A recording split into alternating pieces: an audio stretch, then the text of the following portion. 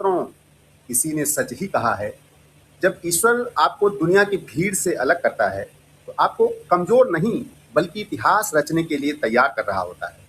दोस्तों, परिवर्तन से डरिए मत, क्योंकि जब पेड़ से पुराने पत्ते गिरते हैं तभी नए और सुनहरे पत्ते आने का रास्ता साफ होता है। ज्योतिष का रहस्यमय ग्रह केतु भी जीवन में कुछ इसी प्रकार का बदलाव लेकर आता है।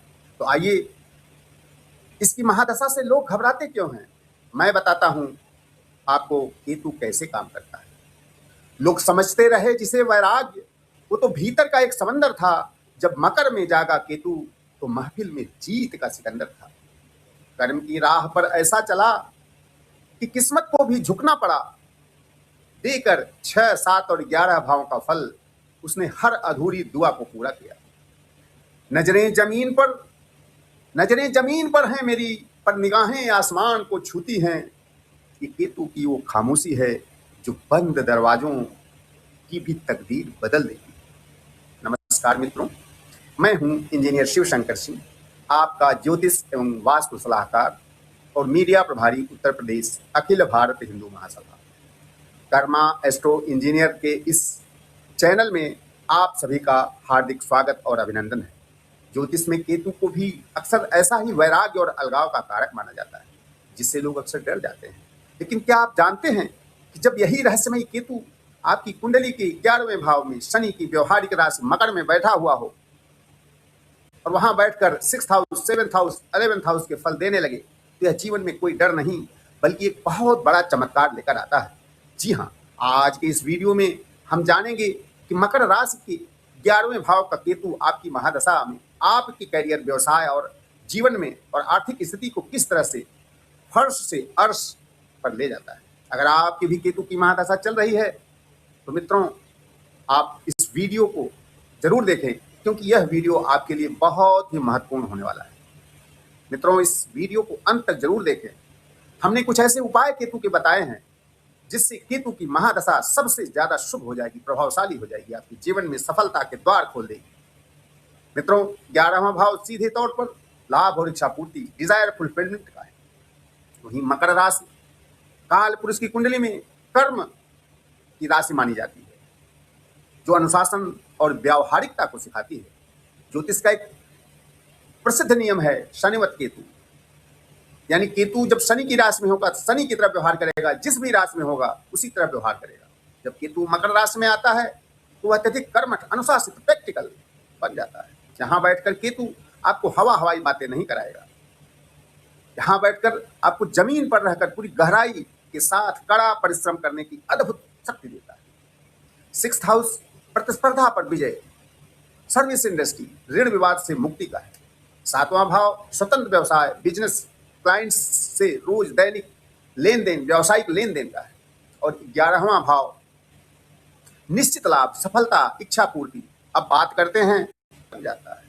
यहाँ बैठकर केतु आपको हवाई बातें नहीं कराएगा। यहाँ बैठकर आपको जमीन पर रहकर पूरी गहराई के साथ कड़ा परिश्रम करने की अद्भुत शक्ति देता है। 6th हाउस प्रतिस्पर्धा पर विजय, सर्विस इंडस्ट्री, ऋण विवाद से मुक्ति का है। 7वां भाव स्वतंत्र व्यवसाय, बिजनेस, क्लाइंट्स से रोज दैनिक लेन देन, व्यावसायिक लेन देन का है। और 11वां भाव निश्चित लाभ, सफलता, इच्छा पूर्ति। अब बात करते हैं कि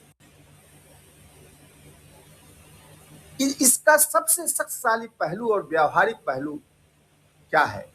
जब केतु 6th, 7th, 11th भावों का सिग्निफिकेटर, कार्येश बन जाता है तो यह भौतिक और व्यावसायिक दुनिया में एक विनिंग कॉम्बिनेशन दे देता है।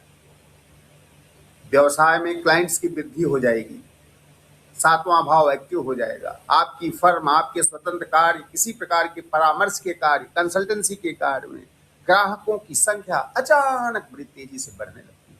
लोग इस आपके अद्वितीय ज्ञान और विशेषज्ञता की ओर खींचे चले आते हैं। प्रतिस्पर्धा पर पूर्ण विजय होने लगती है।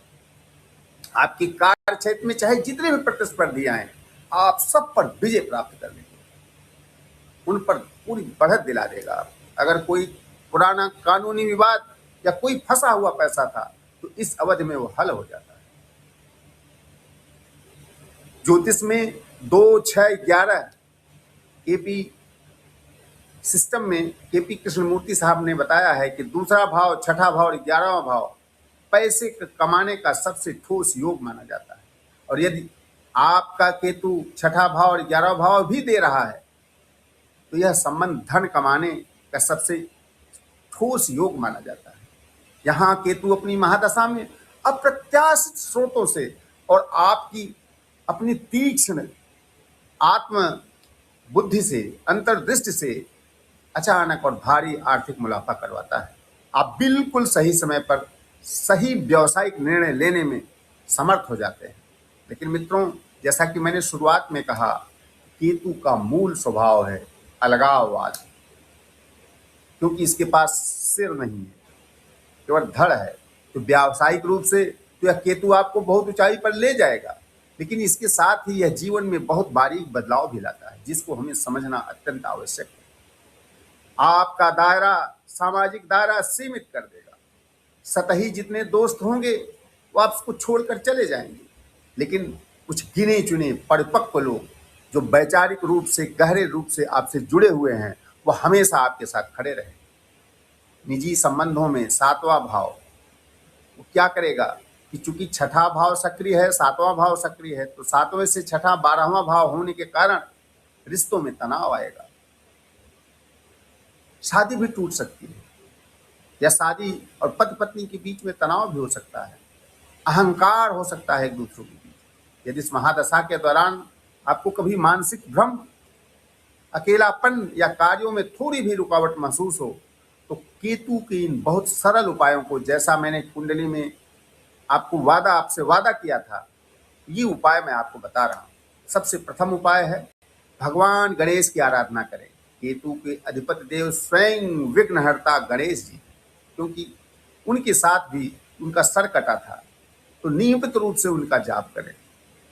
ओम गंग गणपतये का जाप करें, अथर्वशीष का पाठ करें।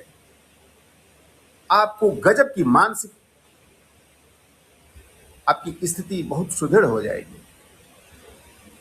कुत्तों की सेवा करें, मूक जानवर होते हैं उनकी सेवा करें, जो काले चितकबरे कुत्ते होते हैं उनकी सेवा करें। ध्वज दान करें, त्रिकोणात्मक ध्वज बनाकर खरीद कर इसे मंदिर में या ऊंचे स्थान पर लगाएं। यह केतु की ऊर्जा को शांत, नेगेटिव ऊर्जा को शांत करता है और आपको आध्यात्मिक बनाए रखते हुए बाहरी दुनिया में पूर्ण रूप से व्यावहारिक और सफल बनाता है। आपकी कुंडली में किस नक्षत्र में केतु बैठा है, क्या आपको भी ऐसे प्रभाव मिल रहे हैं? हमें कमेंट सेक्शन में अपनी राय जरूर बताएं। अगर आपको यह जानकारी उपयोगी लगी हो तो वीडियो को लाइक करें, चैनल को सब्सक्राइब करें, अपने मित्रों के साथ शेयर करें।